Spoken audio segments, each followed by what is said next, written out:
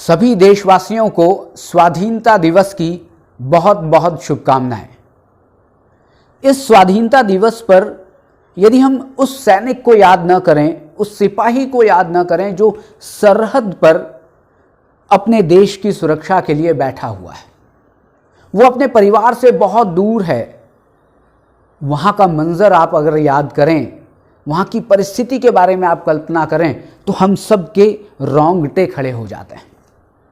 आज मैं उस सैनिक का एक पत्र आपको सुनाने वाला हूं जो कविता के रूप में है, और उस कविता में, उस पत्र में वो सैनिक जो युद्ध के मैदान में है, वो अपनी माँ के लिए, अपने पिता के लिए, अपने भाई के लिए, अपनी पत्नी के लिए बहुत कुछ कहना चाहता है, और वो उन पंक्तियों में उसको पिरोता है, और उन पंक्तियों को मैं आपके सामने रखता हूं। लेकिन यदि आप उस सिपाही के भाव को समझना चाहते हैं तो आप अपनी आंखों को बंद करके इस कविता को सुनें। मुझे ये कविता पूरी तरह याद नहीं है, लेकिन मैं आपको एक पेपर के माध्यम से आप तक पहुंचाने की कोशिश करूंगा। सबसे पहले वो सिपाही अपने मां के लिए कुछ लिखता है।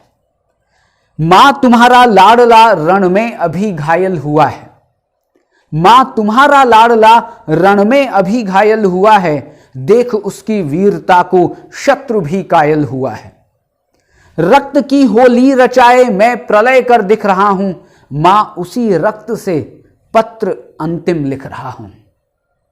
कि युद्ध था भीषण मगर, कि युद्ध था भीषण मगर न एक इंच पीछे हटा हूं, मां तुम्हारी थी कसम आज इंचों में कटा हूं।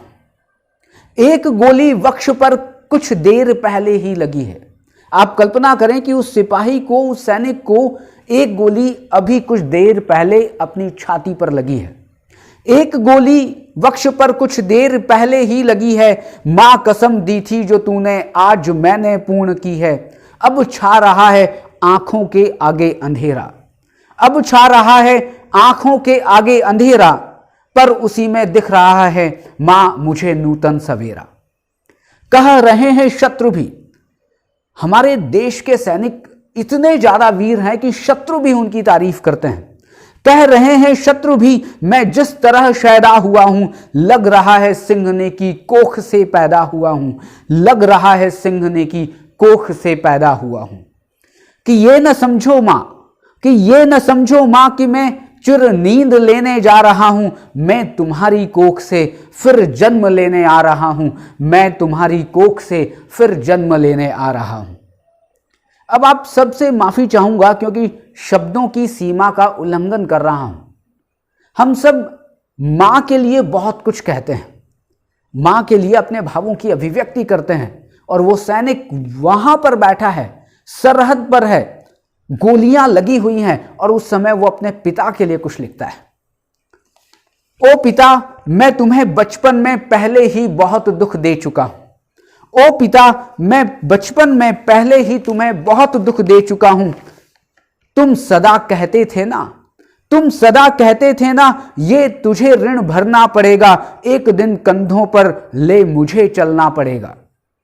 पर पिता में भार अपना तनिक हल्का कर न पाया, पर पिता में भार अपना तनिक हल्का कर न पाया, तुम मुझे करना क्षमा, पितृ ऋण को मैं भर न पाया। ओ पिता, यह प्रश्न मुझको आज तक भी खा रहा है। ओ पिता, यह प्रश्न मुझको आज तक भी खा रहा है, आज भी है सुत तुम्हारे कंधों पर ही जा रहा है। अब वो सैनिक अपने भाई के लिए कुछ लिखता है, और भाई का मतलब केवल एक उसका भाई नहीं है, बल्कि मेरी आवाज जितने लोग सुन पा रहे हैं, मैं जितने भाइयों तक पहुंच पा रहा हूं, उन सब भाइयों के लिए वो सैनिक भी कुछ पंक्तियां लिखता है। सुन अनुज, सुन अनुज रणवीर गोली बाह में जब आ समाई, ओ मेरी बाईं भुजा उस वक्त तेरी याद आई। मैं तुझे बाहों से अब आकाश दे सकता नहीं हूं, लौट कर भी आऊंगा विश्वास दे सकता नहीं हूं, पर अनुज विश्वास रखना। वो सबसे कह रहा है कि पर अनुज विश्वास रखना, मैं नहीं थक कर पड़ूंगा, तुम भरोसा पूर्ण रखना, सांस अंतिम तक लड़ूंगा। और वो आप सब भाइयों को एक जिम्मेदारी देकर जा रहा है। अब तुम्ही को सौंपता हूं बस बहन का ख्याल रखना। अब तुम्ही को सौंपता हूं बस बहन का ख्याल रखना, जब पड़े उसको जरूरत वक्त पर सम्मान करना। तुम उसे कहना कि रक्षा पर्व जब भी आएगा, तुम उससे कहना कि रक्षा बंधन जब भी आएगा, भाई अंबर में नजर आशीष देता आएगा, भाई अंबर में नजर आशीष देता आएगा। अब वो अंतिम पंक्तियां अपनी पत्नी के लिए लिखता है। अंत में तुमसे प्रिय मैं आज भी कुछ मांगता हूं, अंत में तुमसे प्रिय मैं आज भी कुछ मांगता हूं, है कठिन देना मगर निष्ठुर हृदय में मांगता हूं, कि तुम अमर सौभाग्य की बिंदिया माथे सजाना, हाथ में चूड़ी पहनकर पांव में मेहंदी रचाना। तुम नहीं वैधव्य की प्रतिमूर्ति या साधिका हो, तुम अमर बलिदान की पुस्तक की पहली भूमिका हो। जानता हूं बालकों के प्रश्न कुछ सुलझे न होंगे, सैकड़ों ही प्रश्न होंगे जिनमें वो उलझे तो होंगे। पूछते तो होंगे पापा हैं कहां, कब आएंगे, और मुझको साथ लेकर घूमने कब जाएंगे। पापा हमको छोड़कर जाने कहां बैठे हुए हैं, क्या उन्हें मालूम नहीं कि हम उनसे रूठे हुए हैं। पर तुम उन्हें समझाना, वो अपनी पत्नी से कहता है कि तुम बच्चों को समझाना, तुम उन्हें समझाना कि जिद पर अड़ जाते नहीं हैं, और ज्यादा जिद करते हैं तो उनके पापा घर आते नहीं हैं।